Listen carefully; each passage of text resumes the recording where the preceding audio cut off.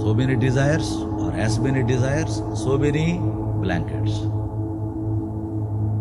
Covering the radiance of the spirit. We have to uncover to discover. We have to uncover, discover. We have to uncover, discover.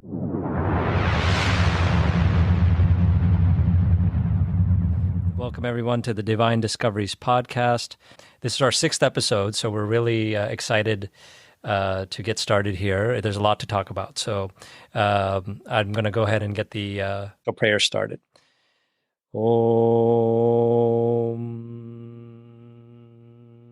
Gurur Brahma, Gurur Vishnu, Gurur Devo Maheshwaraha, Gurur Sakshat Parabrahma, Tasmai Shri Gurave Namaha, Om Gum Gurubhyo Namaha. Om Vakratunda Mahakaya Suryakoti Samaprabha Nirvignam Kurume Deva Sarvakaryeshu Sarvada Om Gam Ganapataye Namaha.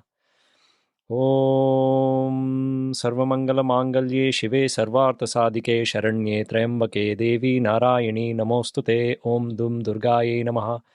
Om Aim Saraswatye Swaha Om Shrim Mahalakshmi Namaha Om Shri Mahakalikaye Namaha. Om Trayambakam Yajamahe Sugandhim Pushtivardhanam Urvarukameva Bandhanan Mrityor Mokshi Yamamrutat Om Namah Shivaya Om Namah Shivaya Om Namah Shivaya Om Shantakaram Bhujagashayanam Padmanabham Suresham Vishwadharam Gaganasadrusham Meghavarnam Shubhangam Lakshmi Kantam Kamalanayanam Yogi Birthyanagammyam Vande Vishnum Bhavabhayaharam Sarvalokaikanaatham. Om Namo Narayanaaya, Om Namo Bhagavate Vasudevaya, Om Namo Bhagavate Pandurangaya, Om Apadam Apahartaram Dataram Sarvasampadam Lokabhiramam Shri Ramam Bhuyo Bhuyo Namamyaham Shri Rama Jai Rama Jai Jai Rama. Om Vasudeva Sutam Devam Kamsa Chanuramarthanam Devaki Paramanandam Shri Krishnam Vande Jagatgurum. Om Klim Krishnaya Namaha. Hare Ram, Ram Ram, Hare Hare, Hare Krishna, Krishna Krishna, Hare Hare. Hare Ram, Ram Ram, Hare Hare, Hare Krishna, Krishna Krishna, Hare Hare. Hare Ram, Ram Ram, Hare Hare, Hare Krishna, Krishna Krishna, Hare Hare. Beautiful. Thank you, Prat. Those words, those holy words just roll off your tongue. I can tell you're very practiced in this. So thank you for ushering this in for all of us today. So I want to share something exciting. This past week, we hit a milestone of 500 downloads on our audio streaming platforms. So that includes Apple Podcasts, Spotify, YouTube, Amazon Music, and iHeartRadio. And we have even more views on YouTube, over 630 to be precise. So this means that we have over 1,100 views and downloads of this podcast. So Prat, Vikram, and I really want to thank all of our listeners and everyone who's a part of this journey with us. And we hope that you're finding it meaningful and that you'll continue to listen and share all of our future episodes. And also, I want to highlight that we would really love for you to leave comments, and you can also rate us on the various platforms because we'd love to learn more about you and your thoughts and your preferences. We also want to thank everyone who's been engaging with us on social media.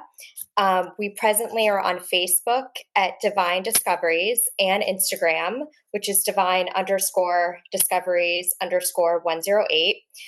We also have a WhatsApp channel. So if you search for Divine Discoveries, you can find us on WhatsApp. And we have the same email address, divinediscoveries108@gmail.com. So please feel free to keep in touch and email us and let us know if you have any questions or comments. So without further ado, Prat, would you like to introduce today's topic to our listeners and get us started? Yes, absolutely. We're talking about a very, very intriguing and thought-provoking topic that is complex at the same time. There are a lot of different theories about this, and what we're talking about is creation of the universe. We quite often ask contemplative or thought-provoking questions like, who am I? Where have I come from? what is my purpose of life? And we have these kind of questions that arise in our mind from time to time. But then there's also that question that says, why are we here? And that's what really defines this topic, is what do we mean by why are we here? We need to explore what here means. It's just like, when you go to a popular place like an amusement park or something like that, you always want to find your way around, and then that particular map tells you where you are at that present time. So it's just like you are here, So we want to explore today really the concept of creation from the Jewish perspective as well as the Vedic perspective. And, we all obviously have a lot of scientific theories about it, namely the Big Bang theory as to how everything came about.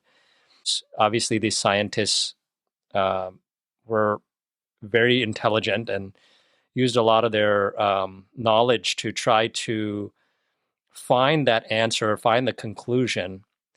But many a time, those conclusions eliminated the position of a creator.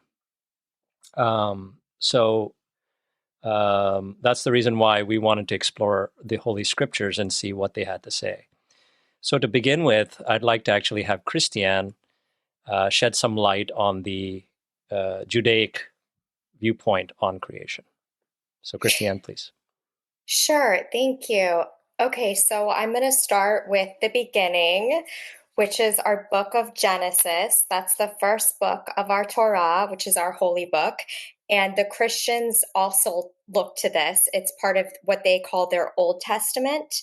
And literally it says, in the beginning, God created the heaven and earth. That's Genesis 1:1. And it said that the word of God brought everything into being. And we go through 7 days. And on the first day, God said, let there be light. And there was light. On the second day, God made the sky and called it heaven. On the third day, God started organizing the earth and created bodies of water, such as oceans, rivers, lakes. And he decided where there would be dry land. He also created the trees and produce and grass and plantings and shrubs, and everything contained its own seed for the further growth and reproduction. And then on the fourth day, God made the sun, the moon, and the stars to shed light upon the earth. And he also set a time for a day and a time for night, and a time for the week, the month, and the year, and a time for each of the 4 seasons. On the fifth day, the seas were filled with fish and water animals, and in the sky he created the birds. Then on the sixth day, he created all the other animals of the earth, and towards the end of the sixth day, God put a divine soul into a body, which he made of earth and clay.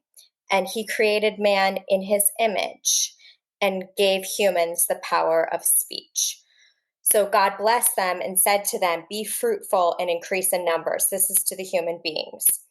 And he also does say to rule over the fish in the sea and the birds in the sky and every other living creature. So we as Jews take this as evidence that God gave us, yes, in a sense, you could say dominion over his creation, but it also gave us an incredible responsibility to be good stewards of this creation and to look after the earth and all of God's creatures with conscience.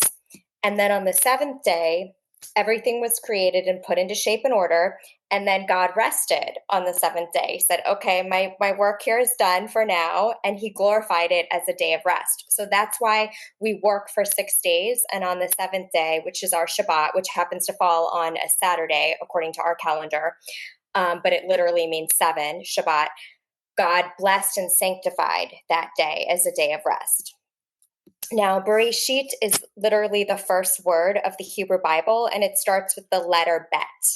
And according to gematria, which is basically a numerical value, it's number 2. So every letter in Hebrew correlates with a number.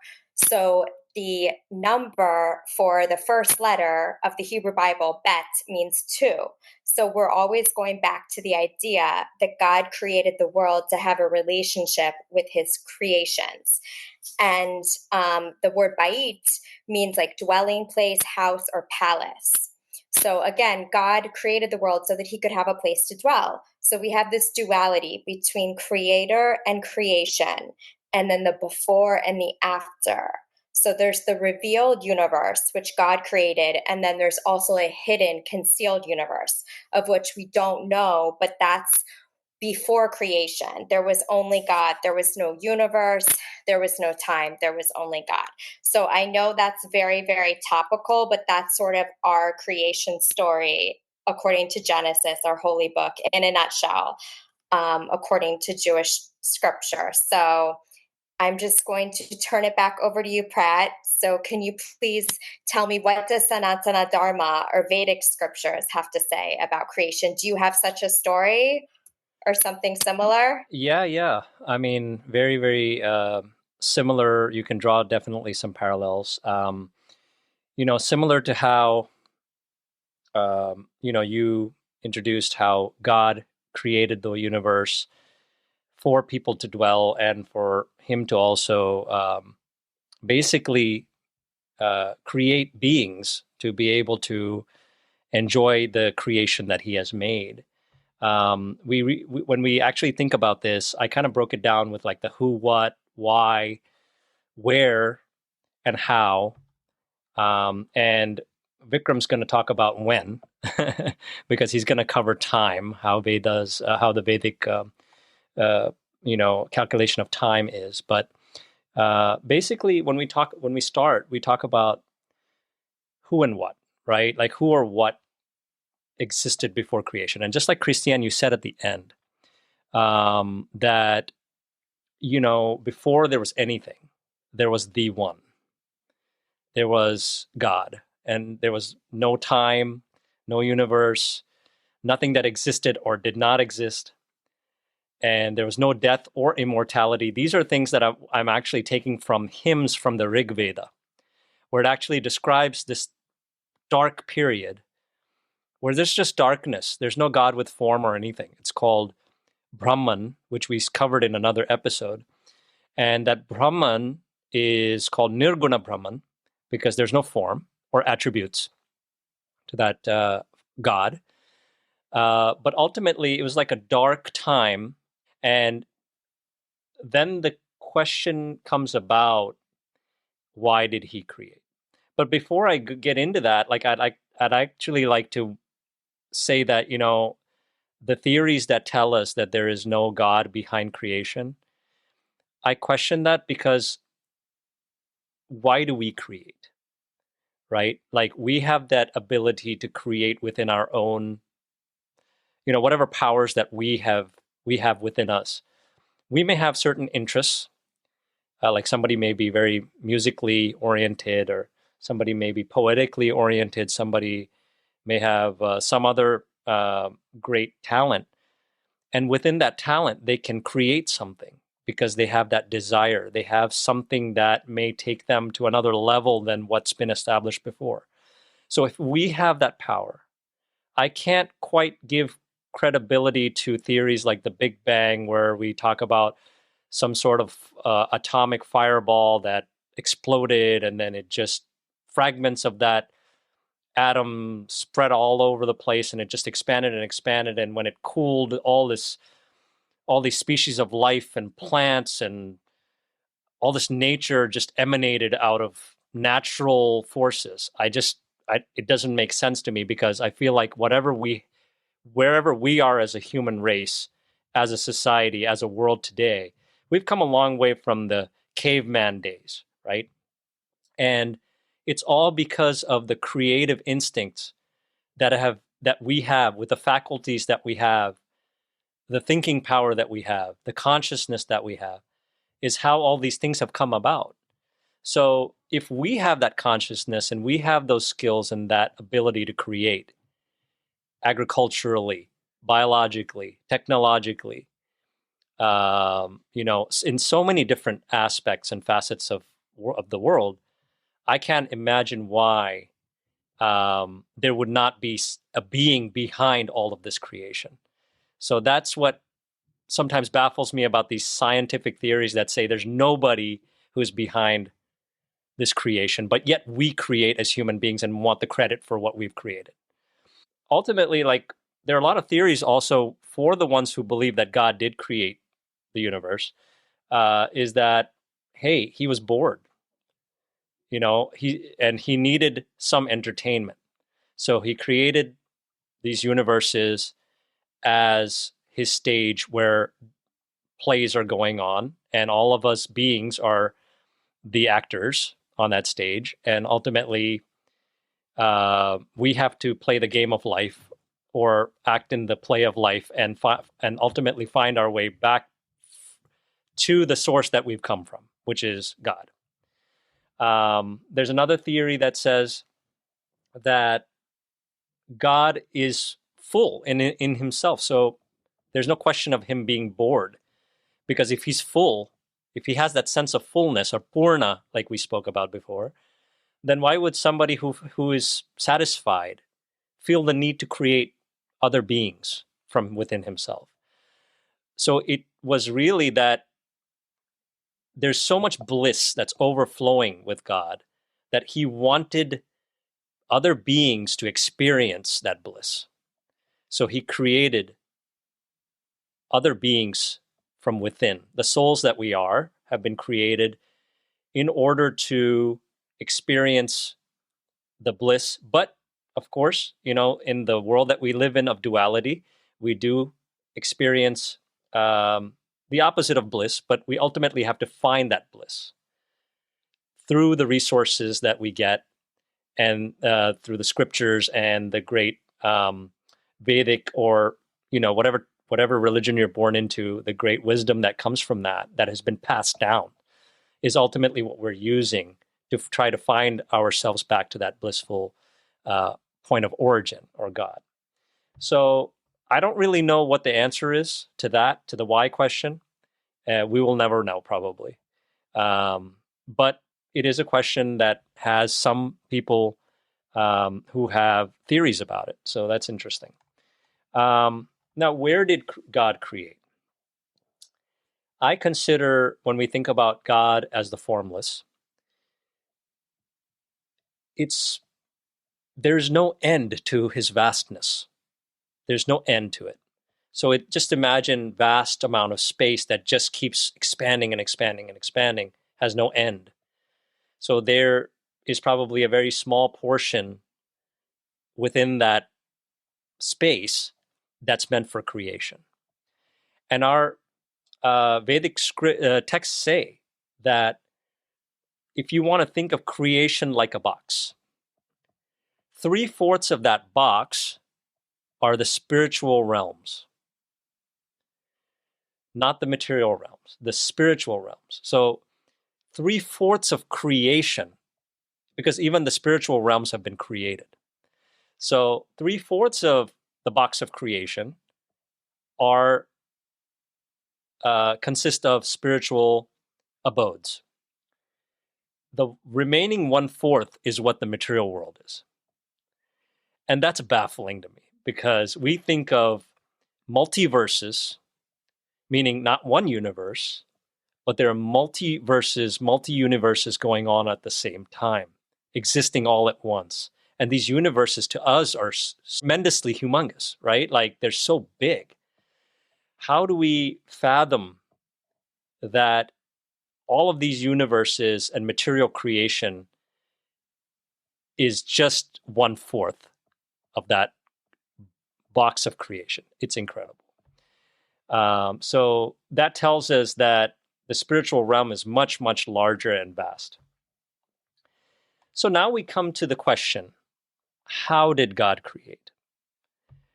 Right? And I spoke about the Rig Veda earlier, where it said, there was the time when it was darkness and there was the one.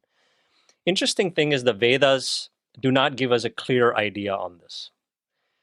It just says that there was the one, there was darkness, and then creation happened. But then it also says that the creator himself may not know, and there's no name given to the creator or form, but it just says that the creator may or may not even know all the inner workings, all the deep secrets behind creation, which is quite baffling, because then it says that, most people would then say, oh, God created the universe, but even it may be so amazing that even he may not be able to comprehend all of what he has created. But I do have a theory that I can connect with this as we go along into the other texts that emanate from the Vedas. So the Upanishads the Upanishads and the Puranas actually have that perspective where they say that God, when creation began, was in his formless state. And when he had that desire and willed for creation to begin, he basically tapped into his own creative or procreative energy called Prakriti, which is also sometimes understood as nature, or that mother nature, what do you want to call. So God, in the form of, in a Shaivite or a Shiva following sects, consider it Shiva and Shakti, or Shiva and Parvati. We've spoken about this before. Or it's Vishnu and his illusory power, or known as Maya. So there are many, whichever god and goddess form you want to use, any one of them applies, and they basically merge, and then comes the divine light of creation. So let there be light is what it was said in Christian in the biblical text. So a divine light comes. Along with the light, the word of God, the primordial sound of creation, Om, was also heard. The sound Om is actually not O-M, but it's A-U-M, which represents creation, preservation, and destruction, which is also famously aligned with the Trinity of Brahma, Vishnu, and Shiva. And we often meditate using the sound Om, and also it precedes all the prayers that I normally do in the beginning of the show. They actually say there's like a golden egg that came out, which is called Hiranyagarbha. So that means the golden egg. And that egg is basically like the womb, the divine womb that gives birth to, sets the stage for creation, for material worlds or material universes to be created. And ultimately, when the material plane, or the 1/4 of creation, has been created, but it's sort of empty right now, that's when the formless God, or Nirguna Brahman, takes form as, according to the Bhagavad Purana, as Mahavishnu. Okay, so he takes a form at this point, and he's just lying there. He's got 4 arms, and he's just lying there in a meditative sleep state. And it's called Yoga Nidra. So in that Yoga Nidra, he's basically in a very peaceful state, but yet he's exhaling and inhaling just like we do. But his exhale is very long in terms of time. And in that exhale, a bunch of little bubbles come out of each pore of his skin, where he's lying there, and little bubbles, like oval-shaped bubbles, are coming out of his skin, and that is, each one of them is called a universe. So on this exhale, you're seeing several of these bubbles coming out of his pores.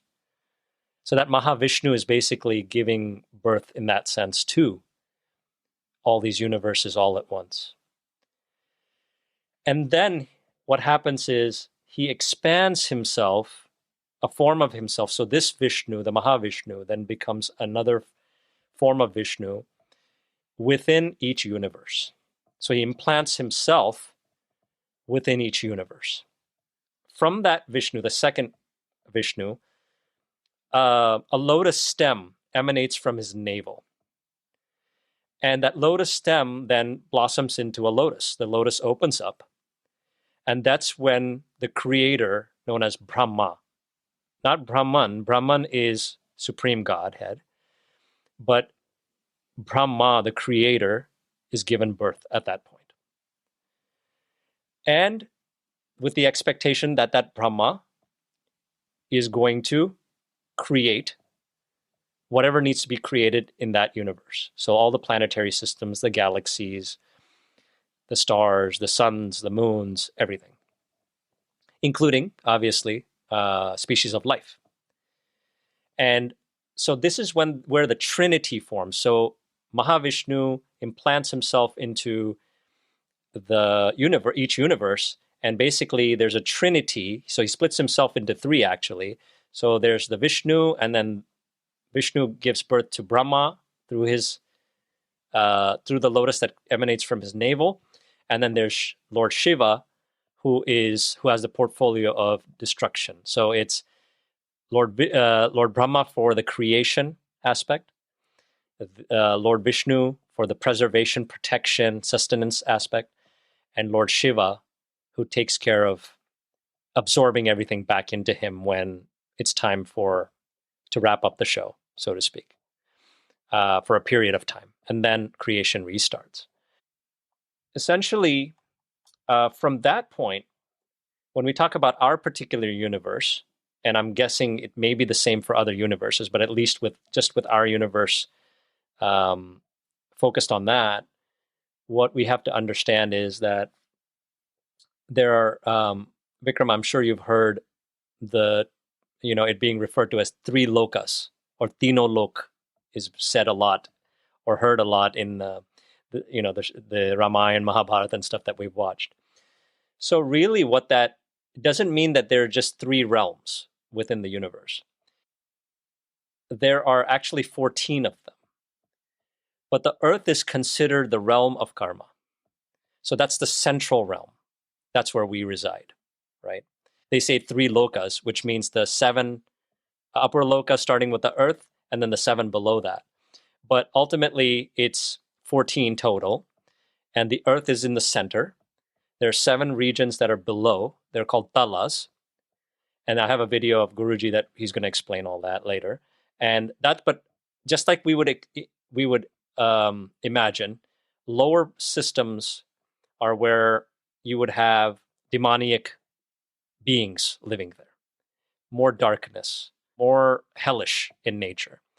And then you have the upper ones where you have all the way from the earth, and then there's 6 lokas above, all the way to the top of the universe. And those lokas, again, will be mentioned in the video, so I'm not going to speak about it right now. But ultimately, you work your way up from here to the Swarga Loka, where like the demigods reside. Indra, who's the king of the demigods, and all the 330 million demigods or whatever, they all reside on that plane. So that's somewhere between our Earth and Brahmalok or Satyalok, which is the topmost. Now, even Brahma and his zone, which is all the way at the top of the 14, is still within the material creation. So Brahma is also part of the material world. He's stationed here in the material universe.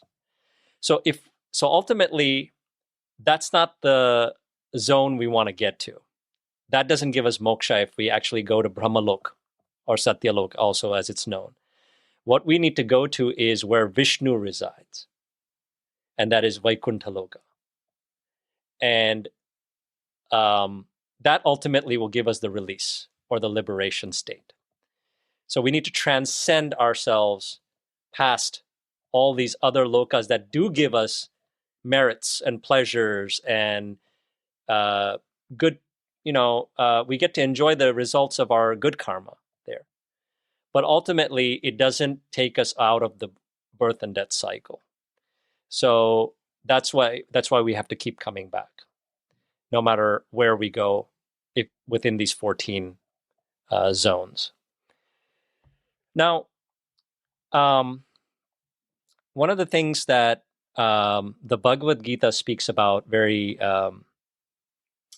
frequently is these three traits or gunas are what they're called. And they're classified as sattva guna or sattvic, rajoguna or rajas or rajasic, and tamoguna or tamasic. So these three qualities of nature are running rampant in all of material creation. And we all have, to some extent, these three characteristics, these three major qualities of nature playing on us. And just I want to go into a little bit what these three are and what they mean. So sattva guna, which has Lord Vishnu as its main representative, is the best of the three. It means that somebody who's caring, considerate for others, may have some selfish tendencies, but largely is a very caring, giving, loving person. So that's really what we have to work towards if we're not there. That's the goal. And then the other one is called Rajas or Rajoguna. That is represented by Lord Brahma, the creator. And that means somebody who's passionate, who's competitive, who's ambitious, and is somewhat giving and considerate for others, but more self-centered, I would say. So that one is represented by Lord Brahma. And then the last one is tamoguna or tamasic nature, which means one who's very lethargic, just evil, doesn't really think good about anybody, very self-destructive nature. It's my way or the highway kind of thing. So we think of that as like very egocentric people, extremely egocentric people. So that's tamoguna. And that one is represented by Lord Shiva. So the Trinity sort of manages these three qualities. But a lot of people get confused and say, oh, does that mean that Vishnu is the most peaceful one and Brahma is like this competitive one and Shiva is like this evil one? No. So how it applies to us as human beings is different. So when we're talking about it on the divine level, basically what it means is that each one of these Trinity preside over this quality in the sense that Lord Shiva is the Lord of Tamas, which means that ultimately when something has to be destroyed or destructed, right? Creation, from the standpoint of creation, that creation has to be dissolved and absorbed back into him. So ultimately that's what it means. So from a cosmic standpoint, it's different than how we would apply it to our human level. And Brahma has that creative energy. He's been given that power to create. So Brahma is creating the whole universe, but he doesn't have this selfishness like, oh, I created this, so I should get all the credit. He knows that the credit goes to who created him. So, in fact, there's a story about Brahma where when he emanated from the lotus, that he actually didn't even know for several aeons what his purpose was. So he had to meditate on this and and then that's when Lord Vishnu appears in front of him and says, look, I've actually created you for the purpose of creation, of material creation. So once he knows that, then he has that ability to create and knows exactly what he has to create and how. So, and then same thing, and that with Lord Vishnu, he's the one who you never see get angry, never flustered by anything, and the most peaceful of the three. So the sattva guna or sattvic nature is, you can see reflected in how he interacts with other demigods and all that. Once the stage was set, basically creation, began, universes were created. Lord Brahma then began to create beings to basically inhabit the 7 lokas from the earth upward.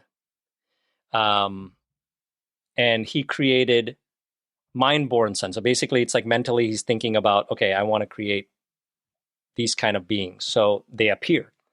So there were 4 mind-born sons of his that were actually, you can say, enlightened when they were created with the Vedic wisdom. And Lord Brahma had actually created them. They are called the Sanaka, Sanandana, Sanatana, and Sanat Kumara. So they're 4 little boys who don't age at all. And Brahma's hope was that they would create progeny in the world. But they were so mesmerized by the Vedic wisdom, and they realized that, hey, I don't want to get entangled in this world of these 3 qualities that are playing on everybody's mind, and try to find my way back to God. We already know what it takes.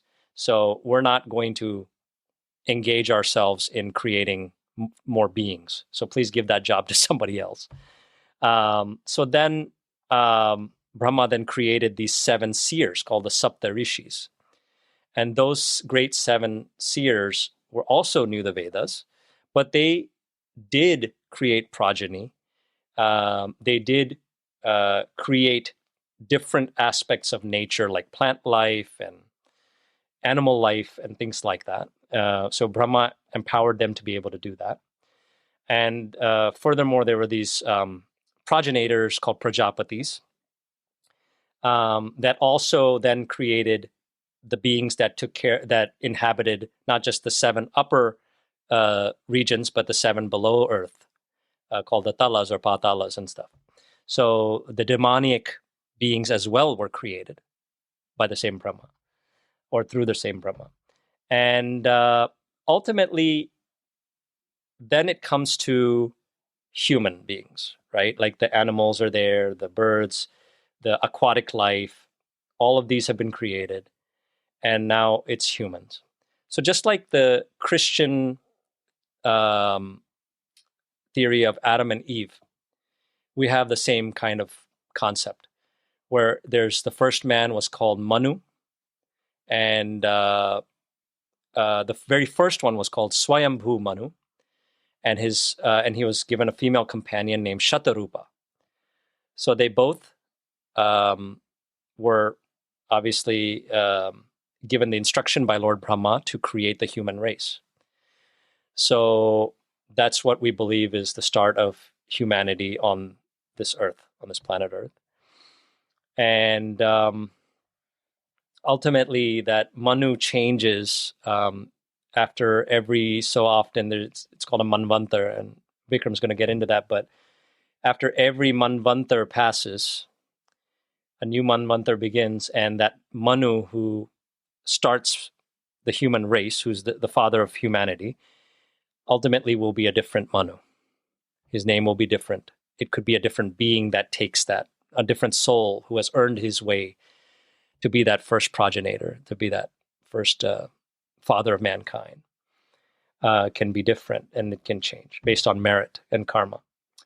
So this really is, in a nutshell, like how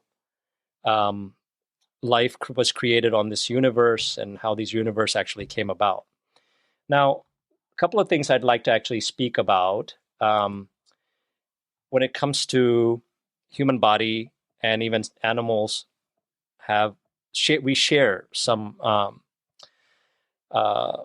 consciousness within, but obviously the higher consciousness lies with human beings. That's why they call us the crown of all the species. And the Bhagavad Gita speaks about our body, right? And it actually describes it in the 5th chapter, verse 13, as the city of 9 gates. So when we study the body that our soul resides within, and the same soul resides within all kinds of species, it says, the embodied beings who are self-controlled and detached reside happily in the city of 9 gates, free from thoughts that they are the doers or the cause of anything. And it talks about, it kind of breaks down further what it means by the 9 gates. 2 ears, 2 nostrils, 2 eyes, anus, and genitals. In material consciousness, the soul residing within the body identifies itself with the city of 9 gates. Within this body also sits the Supreme Lord, who is the controller of all living beings in the world. When the soul establishes its connection with the Lord within, it becomes free like him, even while residing in the body. So there's a term called Jivan Mukti, which is what spiritual upliftment and spiritual advancement could eventually lead us to, which is realizing ourselves as the soul and then realizing the God or the Paramatma within us, the super soul. And that's when we realize that, okay, this body that's been given to us is how we need to treat it well. We need to treat it like our temple. But at the same time, we don't have the attachment or the fear of losing it. But we utilize it the best way we can to unify ourselves with that Supreme. And that's the other form that I was going to say earlier that I should have mentioned, is the form of, as I said, Vishnu, Mahavishnu creates the universes from his pores. Then comes the second aspect of Vishnu that gives birth to Brahma and Lord Shiva, that they make the Trinity. And then Lord Vishnu also puts himself into every living being. I shouldn't say actually living only. Every atom of creation, he resides within. So everything has its purpose and its level of consciousness. Perhaps inanimate objects don't have the least consciousness, but it is said that God, Lord Vishnu, actually resides within everything. So there's nothing that is independent of him. He is independent of everything, but there's nothing in this material creation that's independent of him. So that I thought was very interesting. And then we have the 24 essential elements and qualities that are in this universe, and every universe, perhaps, I'm guessing, that were created for the sustenance of life. Every species of life, and what's been said is there are 8.4 million species of beings in this world. 8.4 million. And we are the crown of that. We are the crown of that. And ultimately the journey of life is for the soul to go from the smallest microorganism, single cell organism, or whatever you want to call it. And then our soul journeys from one type of body to another, as in terms of consciousness. It just goes from the lowest consciousness, lowest conscious living being to the most conscious, which is the human being, right?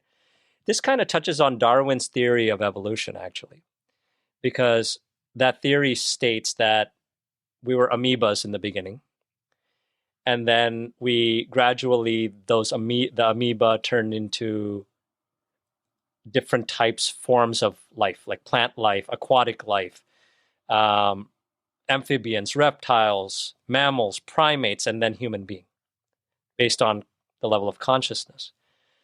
But once again, what it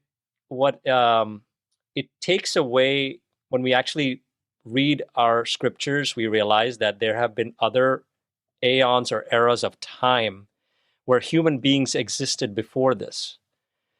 They were just of a different physical stature. Perhaps they had longer lifespans, from what we understand, in different yugas. And in this yuga, in the period that we're in right now, we have the lowest lifespan. Definitely not as humongous, probably, as human beings used to be. So, with the theory of evolution, I have a little bit of agreement and disagreement. So I do believe, yes, the soul journeys through all these different types of life species. But I don't agree with the idea that the species itself morphs into these different beings. I think 8.4 million species were clearly defined when creation began. And ultimately, Darwin's theory refutes that by saying that no, it's actually one thing, one type of form morphed into another type of form, and then ultimately it came to the ape, which was the closest to the consciousness of the human being, and then from the ape came the human. Whereas the Vedic scriptures completely refute that and say no, humans as a species of life were already defined. The way that they are today is how they were before. Yes, like I said, the lifespans or the strength or the thinking ability or the memory or whatever, it all may have declined. Like horses may not be today what they were before, but they were still horses. So the modern day horse may not be what it used to be, but it's still the horse species. So that's my point in when I'm talking about the differentiation between the theory of evolution according to Darwin and the Vedic theory of evolution. But ultimately, for life to exist here, we have to have these 24 essential elements. So it began, like I said, when God and his creative energy came together. That brought about the universal intelligence, or the Mahatattva, which is Brahma's knowledge of creation and being able to create. And then what Brahma did was, I have that creative thought process. I want to instill that intellect, that ability to think and create into the species of life, based on, whatever their level of consciousness is. So that's called buddhi or chitta. So that intellect is what we have, right? And all species have it at their own level. Then he created something called ahankara, or ego. And ahankara essentially is something that we're fighting with our whole life, which is I and mine. That feeling of I and mine, this belongs to me. It's I who did everything. It's I who created everything. I want the credit. So that ego, that element of ego, was also created and spread into the world. And from that, obviously, comes the three gunas, which I spoke about. And then from the ego comes our mind. Okay? And that mind is called manas, or man. And that mind is the mind and the ego together is the combination that often enslaves the soul into the karma that ultimately it incurs, that living being incurs as a human. Because other species of life are not subject to karma.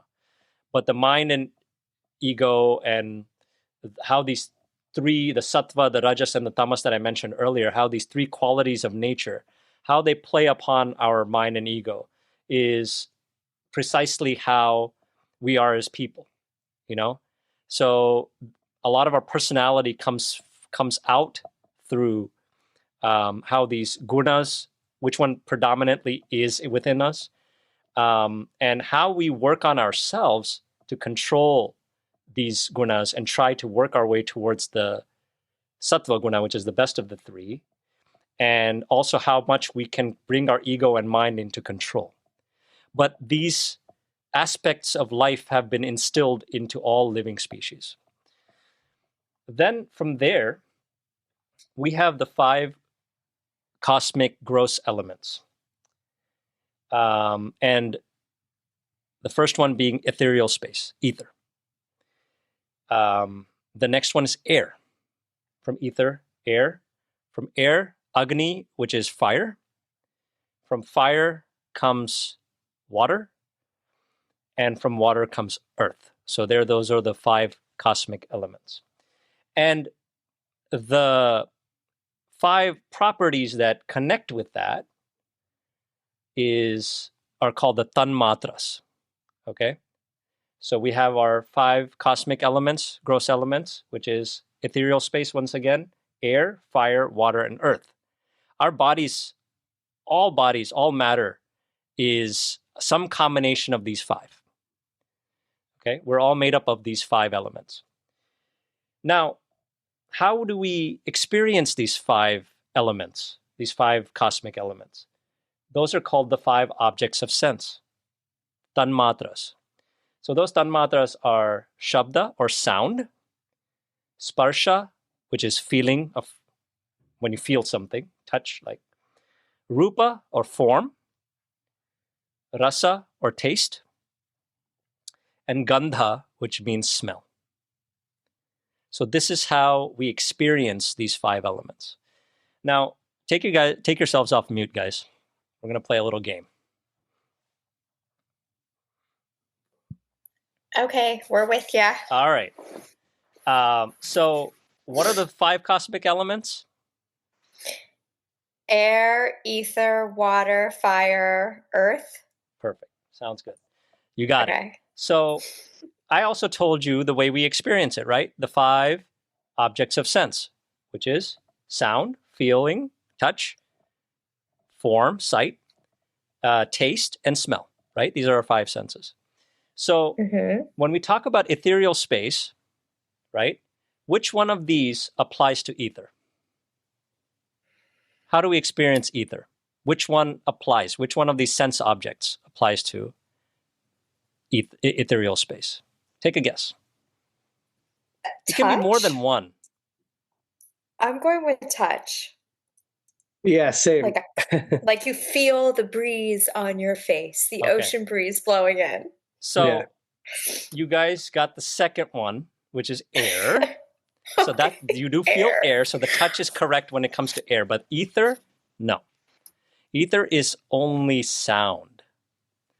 So sometimes when we hear something in the ethereal space, like a plane flying or something, so ether is only experienced through sound. And that's actually the first sense that we have when we're in our mother's womb.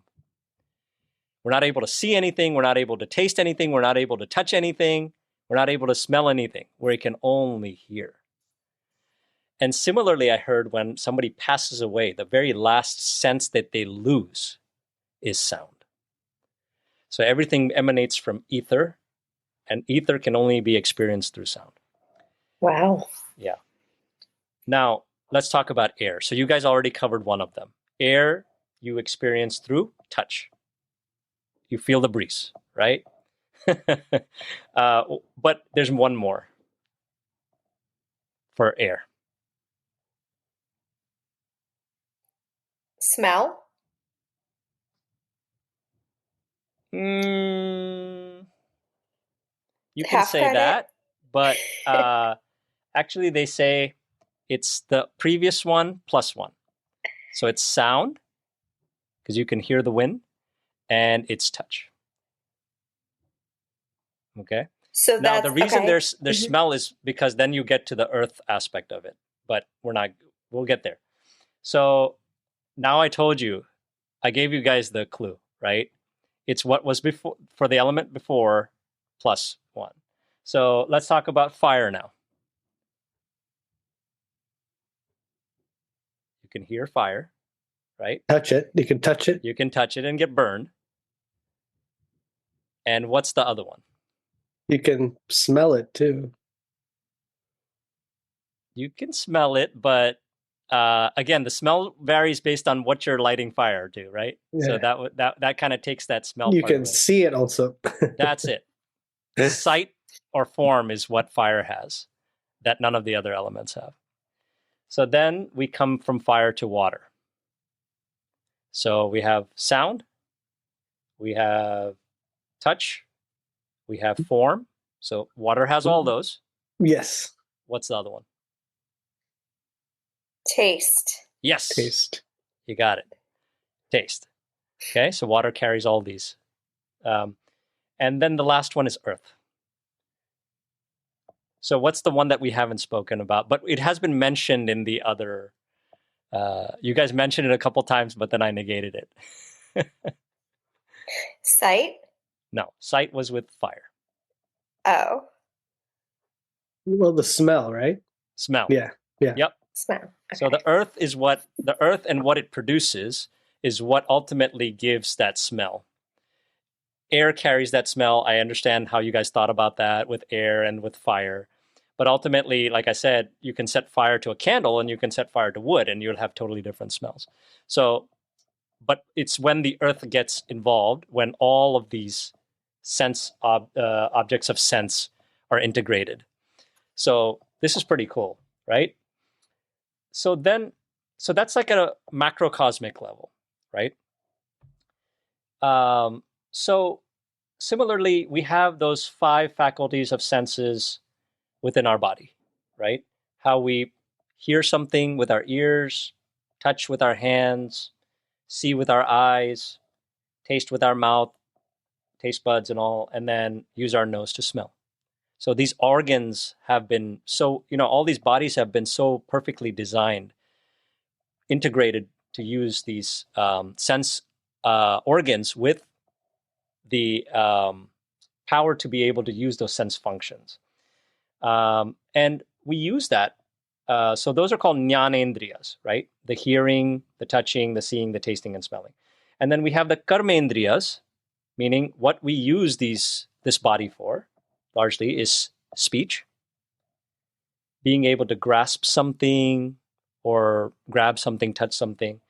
Walk using our feet. So our hands are used to do things, with our hands, what we do. Our feet, our legs to walk. And then our reproductive organs for procreation. And then our excretion organs, which I don't need to go further into that. You guys know what I mean. So for elimination of waste. So this is how methodically and precisely we all have been constructed. And like I said, every species of being has been constructed with just the bare necessities of being able to live in the conditions that they're in and defend themselves, find what they need to survive based on food, and ultimately procreate so their species continues to move on. So really, I mean, this is creation from the Vedic standpoint. So comments, questions, guys? Wow. Yeah. Actually, before I share my comment, I'll actually defer to Kristianne because I'm familiar with a lot of it, but I also learned a lot in the conversation. I'm sure for Kristianne, it was an entirely fresh perspective on the Hindu viewpoint on that. Absolutely. No, that was very profound. I'd love for I should have taken notes. I think I'm going to have to go back and listen to all of this again. But we are going to do an episode on karma, correct? Because Yes, one thing you said really jumped out where you said that the animal realm isn't operating with karma. And I'm very intrigued by that notion. So I look forward to a future episode on karma. And I mean, some of these concepts are familiar. I know as far as Ayurveda goes, we talk about certain foods to eat and how that will bring out more sattvic traits, if you will. So, some of this is familiar, but quite a lot of it's new. I did also find it very interesting when you said that human beings are sort of the crown on top of the creation, because I know when I was speaking, I mean, human beings, according to Judeo-Christian theology, human beings are front and center. And sometimes I take a little bit of issue with that because I feel like it does lend itself to an arrogance. But, it doesn't have to lead to that as well. I think that's where it is up to us to be good stewards and strive to have the highest sense of conscientiousness and treat all of our other fellow creatures with utmost reverence and respect. But unfortunately, I think that doesn't always happen, or oftentimes doesn't happen. So I thought that was interesting as well. So yeah, I mean, those are just some of my initial thoughts. That was really profound. So thank you for sharing all that, Prat. Yeah, and Pratt, I mean, even I learned a lot from that overview as well. There was a lot that I didn't know, and I would maybe just add the one note to what you were saying was that this is so intricate that, again, this can't just exist in a vacuum. There's some logic to all of this. There's some thought to all of this. And that to me is proof enough of the power of the Almighty, the initiative of the Almighty. This can't just exist, all of this. Yep. So, so now we've answered the who, what, why, where, but then we have to come to the aspect of when, the question of when. When did a God create this? I guess you can't really define the when, literally, but, Vikram will explain how the Vedic tradition looks at time and calculates time. Absolutely. Thanks, Pratt. I mean, I think even when you look at time within, the script, within the context of the scriptures and within the Vedic system, it's something that is understood to some extent, but I feel that there's still a lot about it that is beyond us. I will try my best to share my understanding of it and what we know, but it's something that continues to be a very fascinating and interesting facet of the universe that we are in. So I think if I'm talking about it from a Hinduism perspective, and we look at time, time is not exactly 1, 2, 3, 4. Meaning, it's not exactly something that is linear. It's a little bit more complex than that. It comes within the concept of time. There are various cycles, and these cycles are known as kalpas. And when you take that and break it down a little further, each kalpa, and I'm going to talk in more detail, of course, but I'm just setting the stage. Each kalpa is known as the day of Brahma, whom, as we know, is the creator of the universe. And each of these kalpas has a period of creation when it was made, and each kalpa ends with destruction, and then the next kalpa begins. Within each kalpa, there are 4 yugas, as it's known. I guess if I were to translate that, it would be something similar to a vast period of time, and I'll talk about how long that is, but there's 4 of those. So there's Satyug, Treta Yug, Dwapar Yug, and Kali Yug.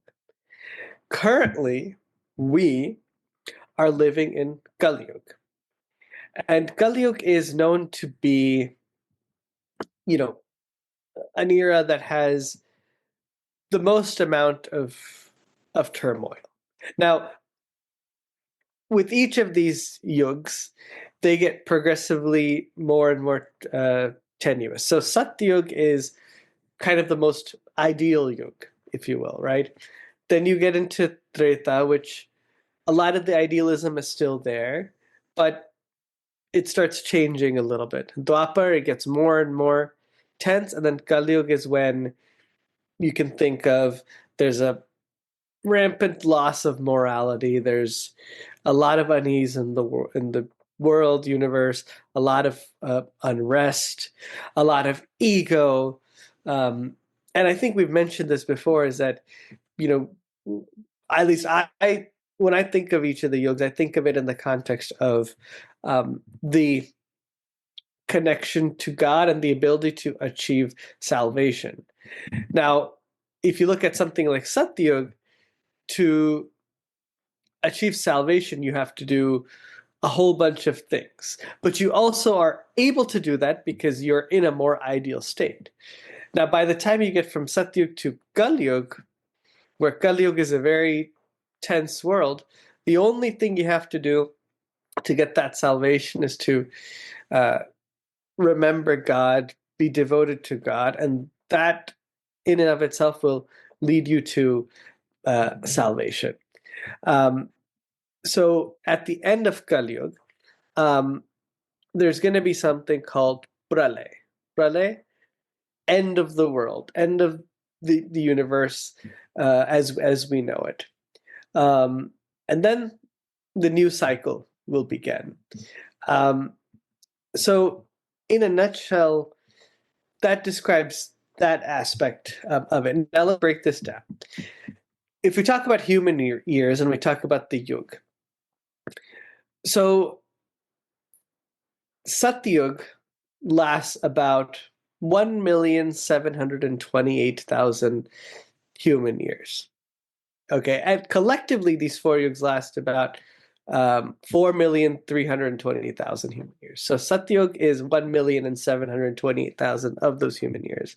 Treta Yuga is 1,296,000. Dwapar is 864,000 years, and Kali Yuga is 432,000 years. Right? Now,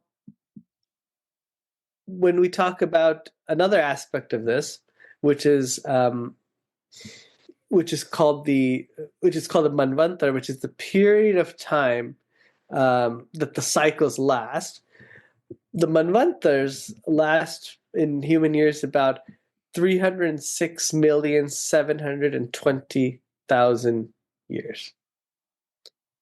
So you can imagine just how much goes into this. Now, I talked about the one day of Brahma, right? That for humans, this is years and years and years and years and years. But for Brahma, it is just one day from going to sleep and going to waking up, basically. That's how I think like of a 12-hour cycle. Like a 12-hour cycle, right. Yeah. So one day of Brahma is equivalent to 4.32 billion human years. One day of Brahma. The night also is, well, actually, the night is different. It actually is, it's a little bit more, but if you combine it, it's 8.64 billion human years in total when you talk about the night and day cycle, right? Now, you must be wondering, okay, this is a long period of time. How long has the universe been around? Now, according to kind of Hindu perception of this and all the kalpas and all,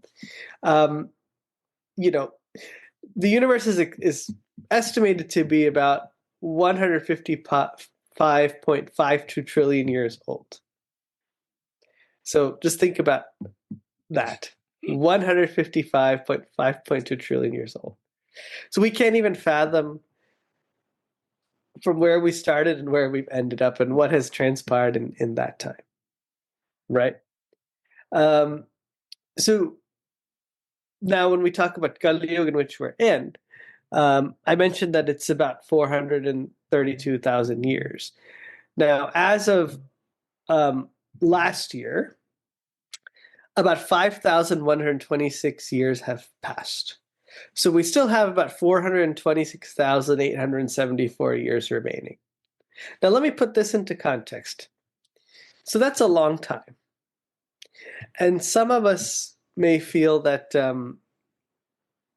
things are, we live, we have a lot of stresses and we have a lot of tensions. And if this is the amount of time that we have left before the universe ends or the world ends, just think about how much more things can escalate in terms of the stress. How much more dark things are going to get.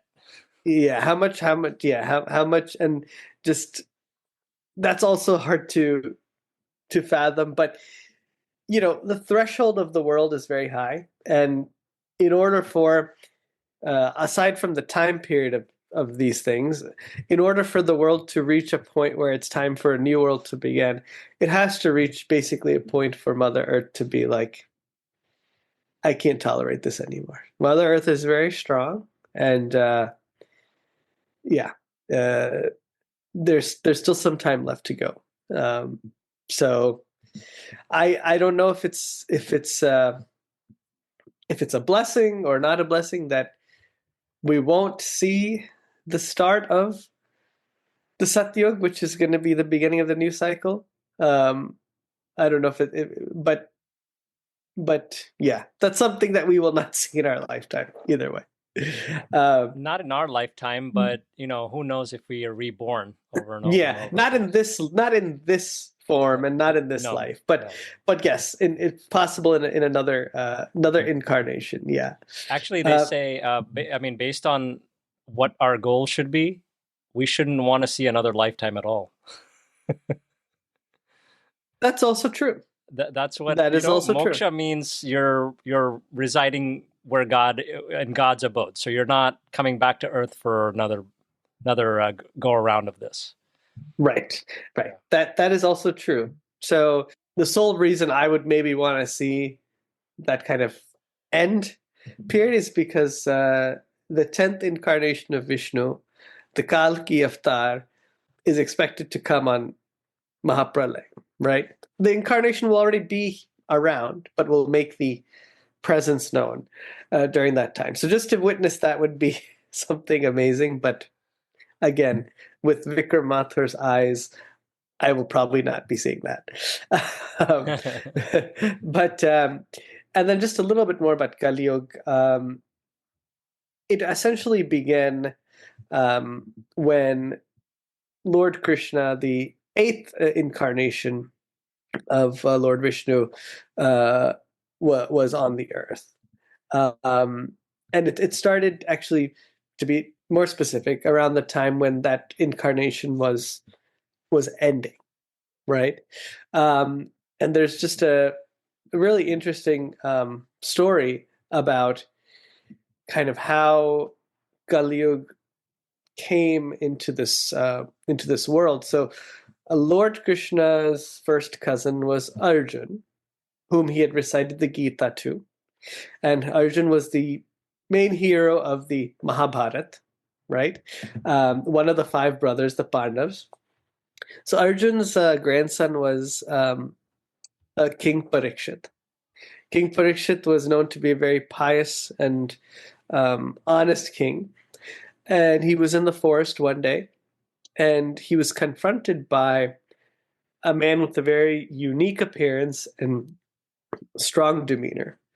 And King Parikshit asked, who are you? What do you want? I've never seen you before. And the guy said, well, I'm Kali Yuga, and I want to enter your kingdom.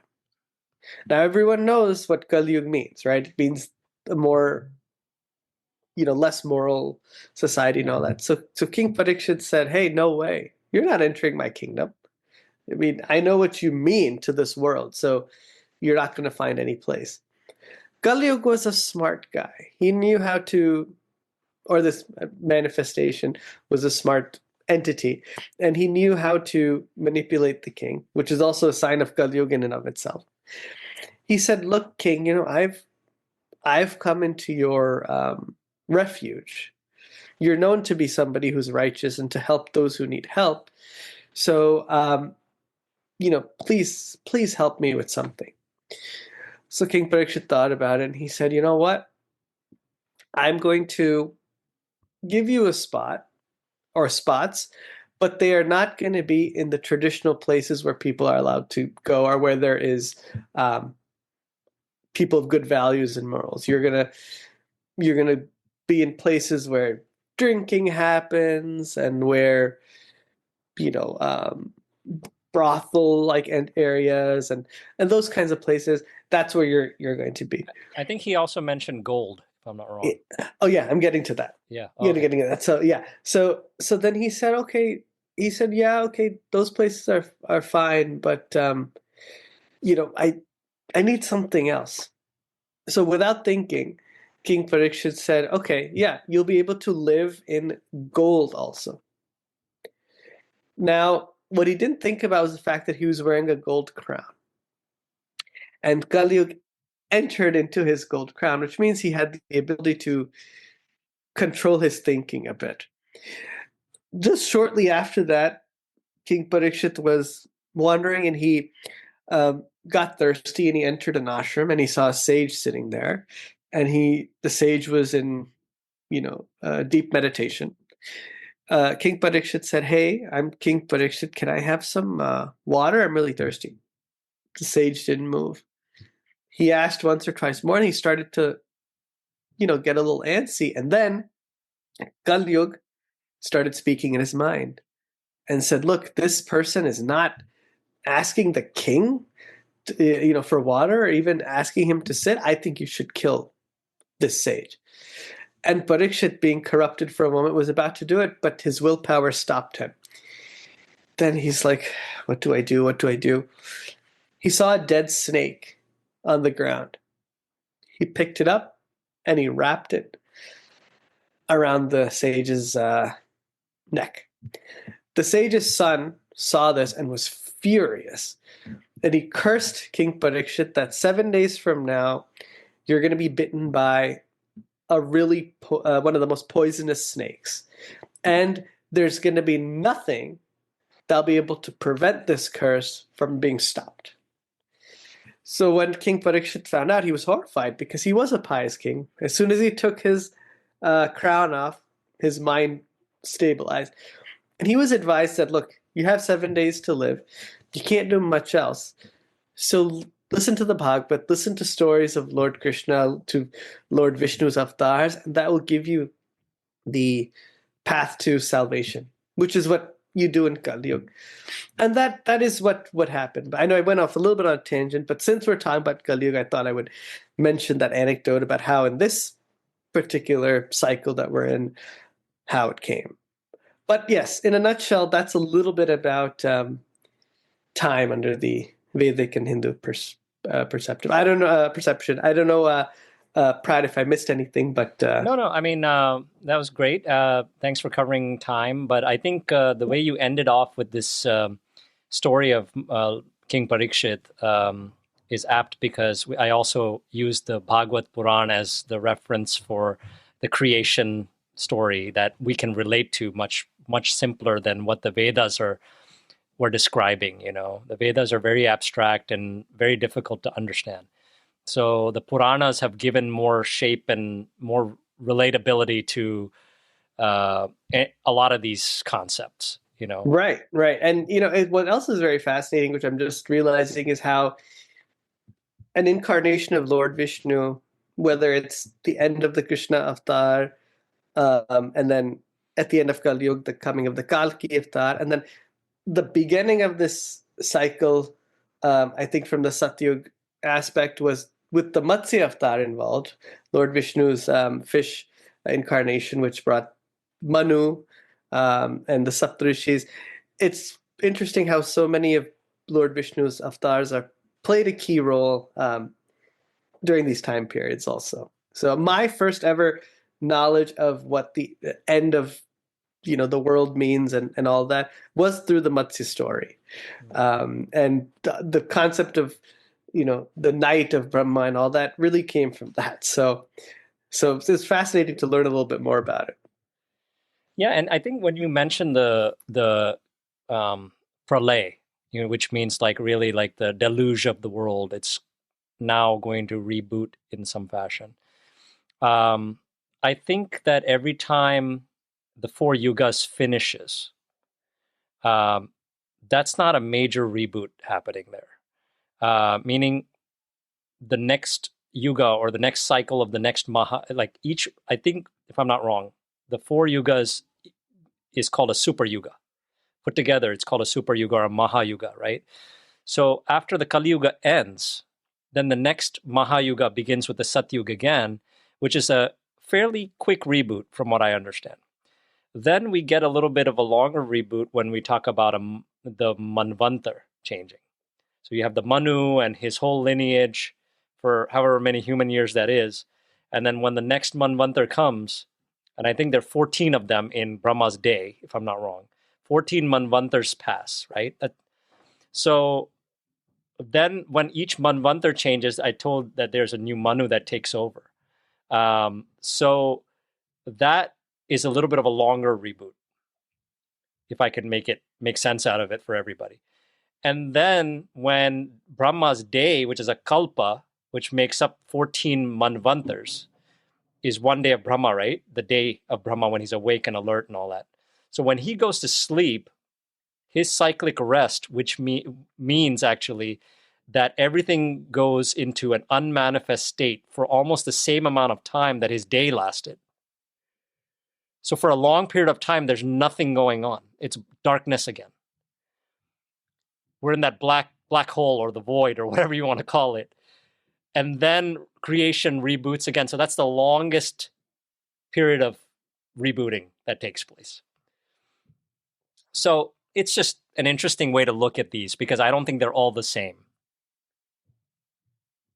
You agree, Vikram, based on your research? Oh, yeah. Absolutely. And you know, it's also really interesting to think that, you know, these avatars and all these things, they don't happen in the same manner in each of these things. So what we don't know and what we will not see, it's intriguing. So based on your calculations, Vikram, you said what is the total duration of the universe in terms of human years? Yeah. So up till now, the universe is known to be 155.52 trillion years old. Yes. And if I'm not mistaken, I was also researching a bit about this. So it tells us that we're in the 51st year of Brahma's existence. Yes. And he's supposed to exist for 100 years. Is that right? Yes. Mm-hmm. So that means we're halfway through. So 155.5 trillion years is where we're at right now. That's halfway point, guys. So that means the universe is total of 300 and what? 11, 12? Yeah, 311. 311 trillion years. Yeah.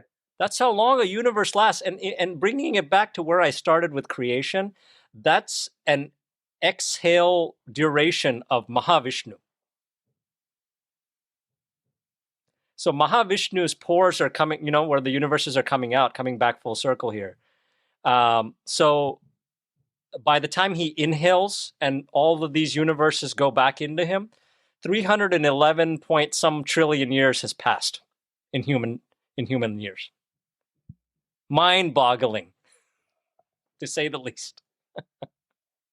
Yeah, I mean, and we've just scratched the surface, right? I think if one does a really deep dive into this, I mean, I never really thought about this topic that much until we decided to do this episode, to be honest. And I really was very fascinated about it. Yeah. I've heard a lot about these concepts mentioned here and there, but the breadth and span and all that is incredible. Absolutely. Can I ask a question, guys? Go ahead. When any of these universes end, are we ever going to have a period of like salvation, peace, harmony, bliss, liberation, moksha, anything like that? Ever? So or that would do we not know? Or does it go dark again? Or so I think, and Pratt, correct me if I'm wrong, but I think so. I mentioned Satyug, right, which is the first of those four kind of cycles. The longest one too. Yeah, the longest one. Satyug is a time of peace, I think, or it is a time of the most pious men and idealism. So that is generally considered, of these four, the best period. So after the world ends and restarts, it usually starts with that. And then it progressively, gets worse. But it's actually called the Golden Era, the Golden Yuga. And then it's the Silver Age is Treta Yuga. The Copper Age is the Dwapar Yuga. And the Iron Age, I believe, is the Kali Yuga. And what's really beautiful, though, if you think about it, is that Satyug is, the most ideal, but then it's also the hardest to achieve salvation in that time. And when the time is the most difficult and challenging to live in, there's the easiest method to achieve salvation. Yeah. It's not the other way around, where best time, easy salvation. So you can think of the kind of mercifulness of that arrangement is that you can have so many problems, but you can also find the solution to that problem in the easiest way. Does that answer your question, Kristianne? Yes, that does. Very good. Thanks, guys. Thank you. I guess the Satyug is the closest to moksha, but it's not moksha. Moksha is only moksha. Which means the bliss that you want to experience all the time, forever, is only when you break out of this birth-death cycle. Otherwise, you will get vacations. You will go to higher planetary systems, enjoy your vacation there for whatever amount of time that you've earned it. And we'll definitely get more into this when we discuss karma, because this is what it's all about. But this is a vicious cycle until you find your way out of it. And everybody's on their own individual journey to get there. Very good. There's no fast track here. No. Thank you. So I think we've covered the best we can, creation and time. I hope everybody learned something from this. We certainly did. And we'll get into the holy days of the month. Kristianne, did you have some to share? Yes, I do. I'm going to talk about Passover.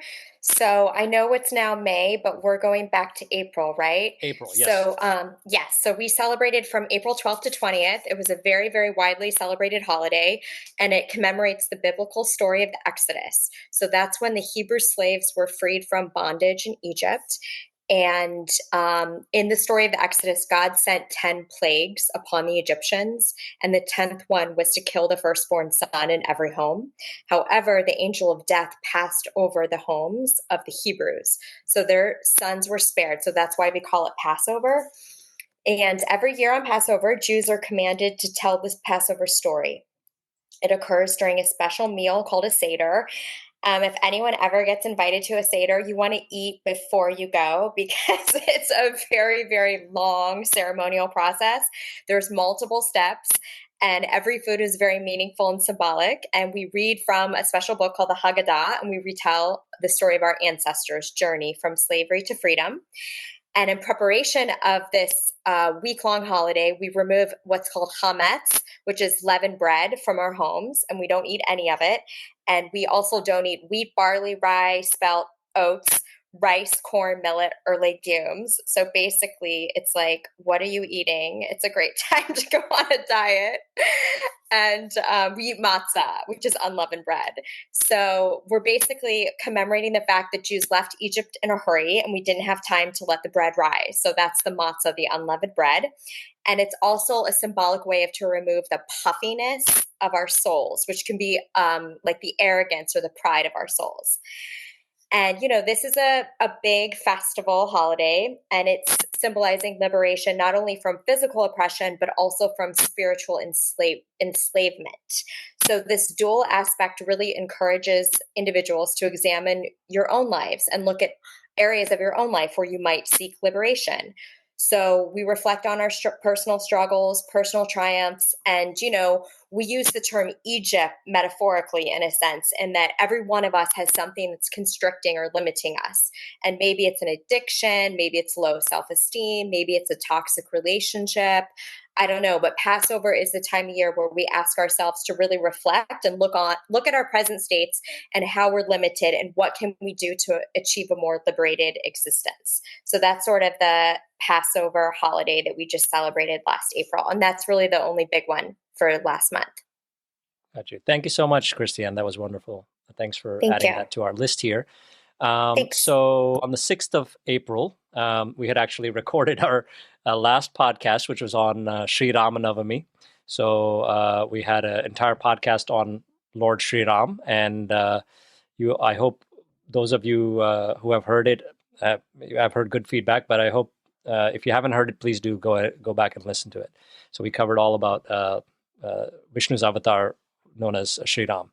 On the same day, the Swami Narayan Jayanti happened, the birthday of Lord Swami Narayan, who's also a form of Vishnu. He was an 18th century avatar, and that there's a sect of Indian group that called the BAPS group. They have a humongous temple, which I recently visited in Robbinsville, New Jersey. It's so beautiful. If you haven't been there, definitely go. I think it's their biggest, I believe, or maybe second biggest. I'm not quite sure. but there may be a bigger one in India, but I think this may be in the top 1 or 2, definitely, in the world. So then on the 10th, we had Mahavir Jayanti. And Mahavir is the final Tirthankara or enlightened teacher of the Jain religion. It's his birth anniversary. Jainism places great emphasis on achieving world peace and harmony in a manner that causes little to no harm to living beings. Then on the 12th, we had Hanuman Jayanti. We also touched on that during the Ram episode, very briefly though. We hope to have a separate episode just on Sri Hanumanji. But he was the greatest example of a devotee that you can think of, who does anything and everything that his master, that the Lord would will for happening. He's already ahead of it. So our obeisances to Sri Hanumanji for Hanuman Jayanti that happened on April 12th. On the 14th, we had Baisakhi. It is seen as a spring harvest celebration primarily in Punjab and northern India. Then we had Good Friday on the 18th, which is believed to be the day that Jesus Christ was crucified. It's a day of mourning, reflection, and prayer, emphasizing Jesus' sacrifice and the promise of redemption. While not a celebratory day, it's marked with solemn services, prayers, and for some, practices like fasting and abstaining from meat. Then we had Easter, which is a very popular Christian festival, which commemorates the resurrection of Jesus from the dead, as described in the New Testament. Then we had, on the 22nd, we had Earth Day, which speaks for itself. And today we spoke about creation, so that's pretty cool. Everybody, I hope you all respect the fact that Mother Earth is sustaining all of this, all of us. Let's try to keep our Earth healthy and clean, and we can help Mother Earth be stronger every day if we do our bit. So let's have respect for the Earth. Then the 24th was one of the great scholars of a Vedic tradition is Sri Vallabhacharya. So his birthday was celebrated on the 24th. And basically, he was an Indian saint and philosopher. He founded the Krishna-centered Pushti Marga sect of Vaishnavism in the Vraj region of India and propounded the philosophy of Shuddha Dvaita philosophy. And I also know that he created a collection of hymns, which is sung a lot now, called the Madhurashtakam on Lord Krishna. So everything about Krishna is beautiful and enchanting, is what it says in every line. So it's very beautiful. And then on the 29th, we had Sri Parashuram Jayanti, and he was mentioned, this avatar was mentioned as the 6th incarnation, which preceded Lord Rama. And we did speak a little bit about him and his glories during the Ram special episode that we had. But of course, he was known to be a Brahmin who had warrior-like, Kshatriya-like qualities, and who took it upon himself to destroy evil, corrupt kings from the face of the earth 21 times. I believe it was somewhere around 21,000 kings or something that he slaughtered. So very, very, fierce incarnation. And then the very last one was on the 30th of April, called Akshay Tritiya. And that is an annual Jain and Hindu spring festival. It falls on the 3rd day of the lunar calendar. This day is auspicious for those who buy rice, deposit money in a bank account, buy any kind of new things or vessels, visiting temples, donating food, or special offers for poor people, or helping poor children for their education fees. All are good signs for Akshay Tritiya. And with that, we come to the end of our list of holy days of the month. And at this point, we're going to conclude with a video, like we always do, of Guruji speaking about, very interestingly, how we spoke about creation today and how we spoke about the body and the sense organs and all. He's going to talk about the spiritual energy that's called the Shakti Kundalini. It's an energy that many people invoke within themselves when they're meditating, and it pierces through the spiritual cosmic centers along our spine called the chakras. God is pure consciousness. Kundalini Shakti is consciousness as energy, consciousness as power. Every energy or power, scientifically speaking, has its two manifestations. One is the power that is potential. Another is the kinetic or the kinetic. Power that is passive and power that is active. The potential and the dynamic aspects. So the Kundalini Shakti, which is dynamic in our body, we call it prana, the cosmic breath. That which is passive is a coiled energy, circular in its shape.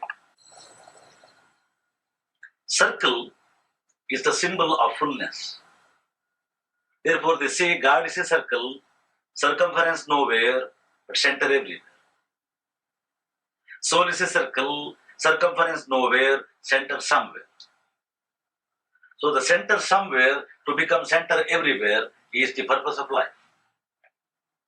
The center somewhere to become center everywhere, it has to merge or realize the center everywhere, that is God. Therefore, this is the most important and the greatest scientific study to realize the God as Shakti. I would like to describe a little bit about lokas and chakras. See, there are 14 lokas. 7 are below the earth. 7 are beginning from the earth. Earth is exactly in the middle and the beginning of the upper 7 luminous lokas.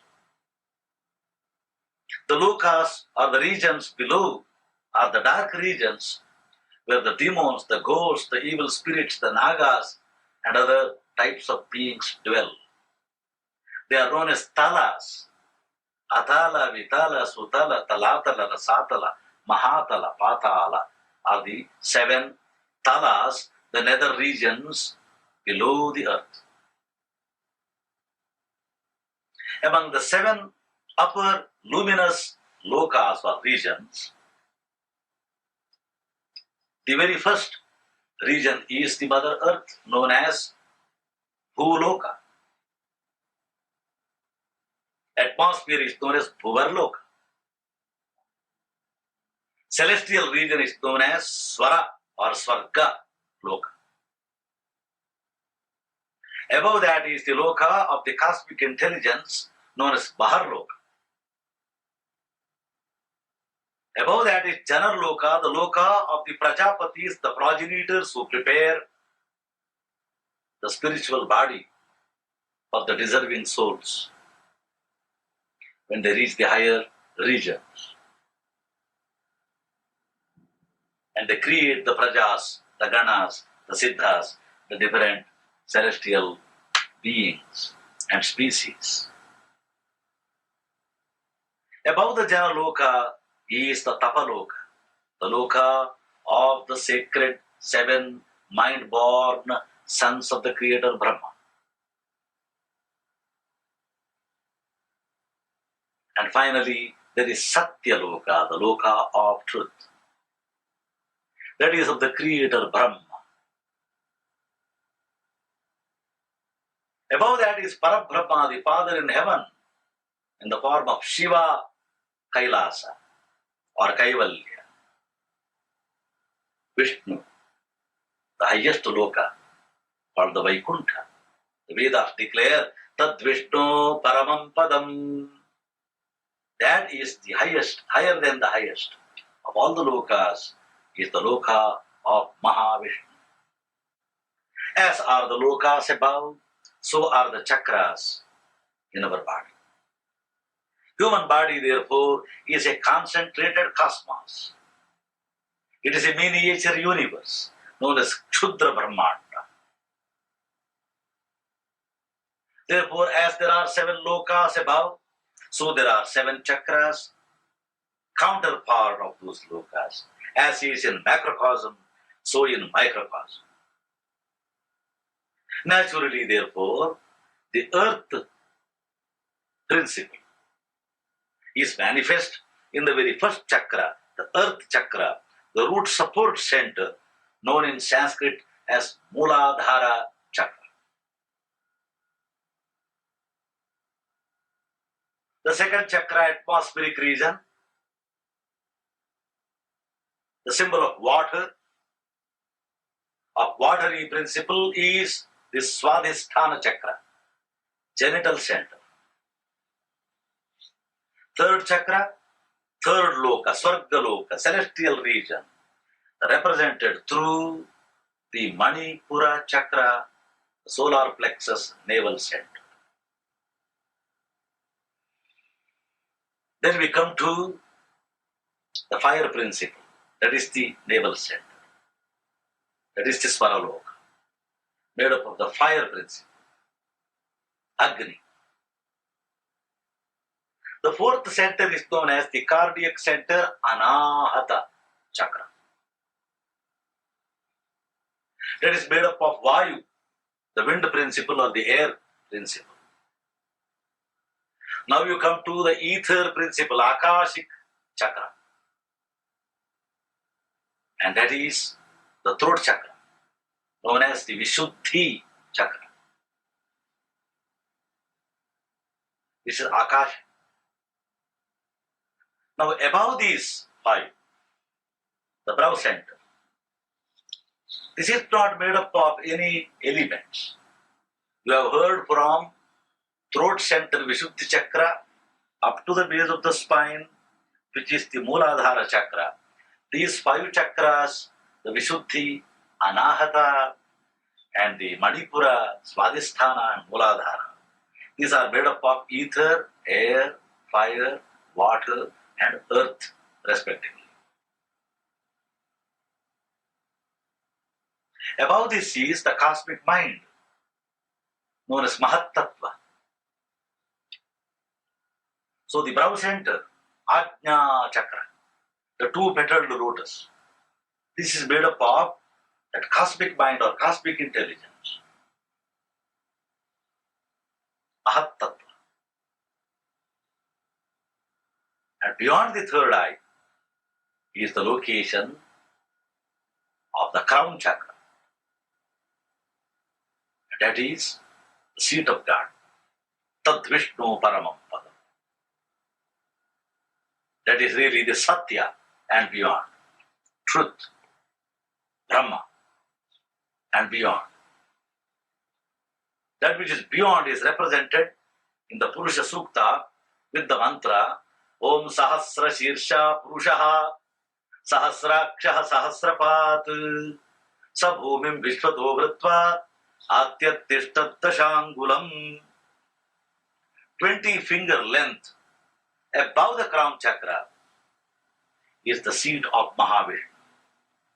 That is the Tad Vishnu Paramam Padam, which you many a time call in Western psychology as the divine aura that surrounds, the halo that surrounds a God-realized man. Okay, guys, here we are after that. Great wisdom and how it kind of interconnects with the chakras within us. Nice to hear. Nice to be with you both once again, and wrapping up our 6th episode. Wow. Likewise, that was wonderful. Likewise. All right. Yes, thank you guys. And all of our listeners, all the best. Yep. Yeah, See you thank next you. month. Thank you, Next everybody. month. Yes. Thank yes. you, and may everybody be blessed. Thank you.